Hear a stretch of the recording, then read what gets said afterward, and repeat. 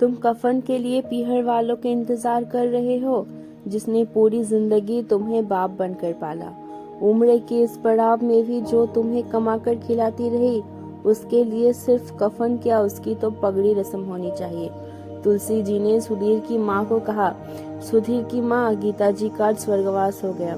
गीता जी की शादी के कुछ साल बाद ही उनके पति के एक्सीडेंट में मृत्यु हो गई।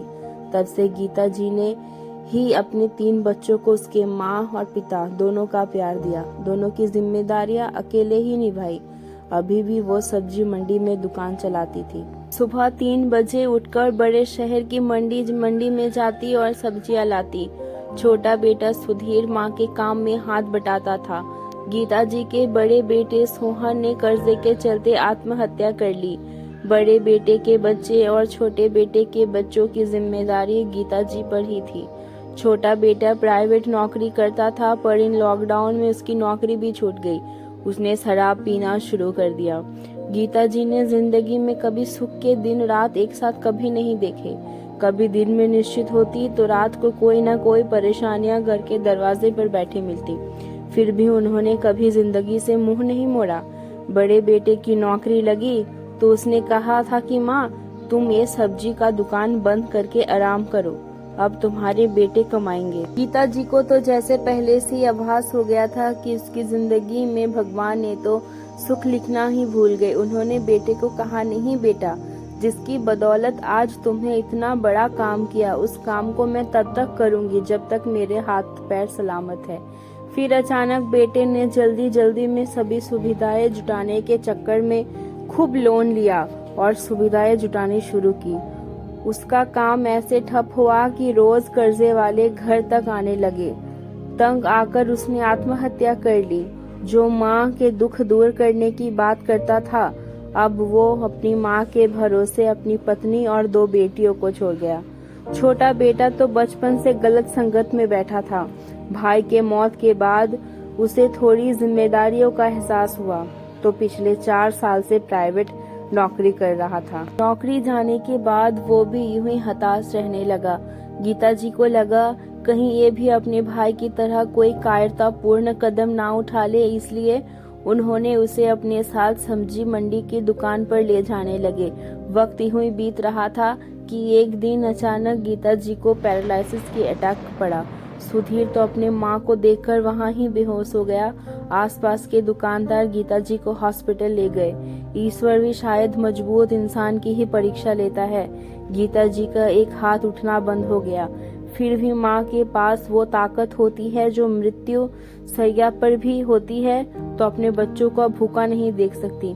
थोड़े दिन बाद वो जैसे ठीक होने लगी, वो दुकान जाना शुरू कर दिया।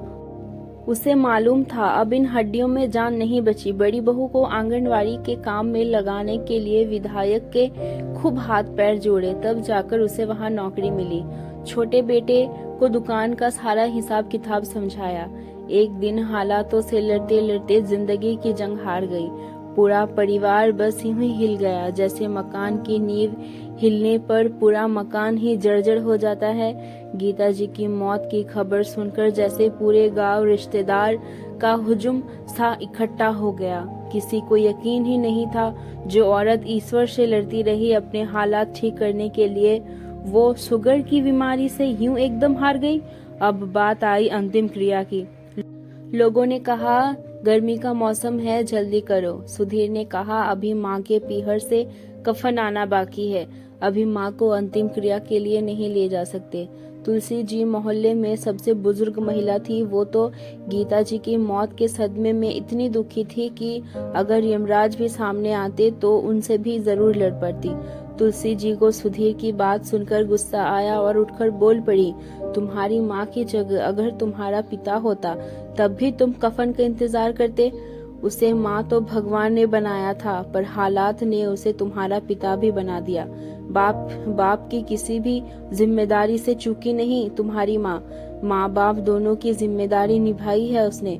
तुम्हें तो उसकी पगड़ी रस्म निभानी चाहिए। तभी तुलसी जी की बात सुनकर सभी हैरान हो गए।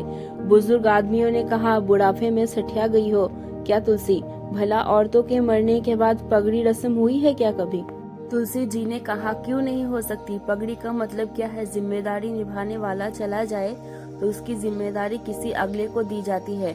गीता ने तो इतने सालों से अपनी पति की जिम्मेदारी, बेटे की हिस्से की जिम्मेदारी निभाई, तो उसकी पगड़ी रस्म क्यों नहीं होनी चाहिए? तुलसी जी की बात सुनकर सब चुप रह गए, पर किसी ने इसकी सहमति नहीं दी। गीता जी के पीहर से कफन आया और उसका अंतिम संस्कार हुआ। दोस्तों, एक कड़वी सच्चाई है, चाहे कितनी भी औरतें जिम्मेदारी निभाए, लेकिन उसके हिस्से का कफन भी उसके पीहर से ही आता है। कहने का मतलब ये है कि कभी हमें अपने हालातों से घबराना नहीं चाहिए। जैसे तुलसी जी के बेटों ने क्या किया, सुसाइड कर लिया। ये गलत है। आप तो मर जा रहे हो, लेकिन आपके पीछे जो आप छोड़ के जा रहे हो, उनकी जिंदगी का क्या, जो सिर्फ आपकी वजह से जी रहे थे।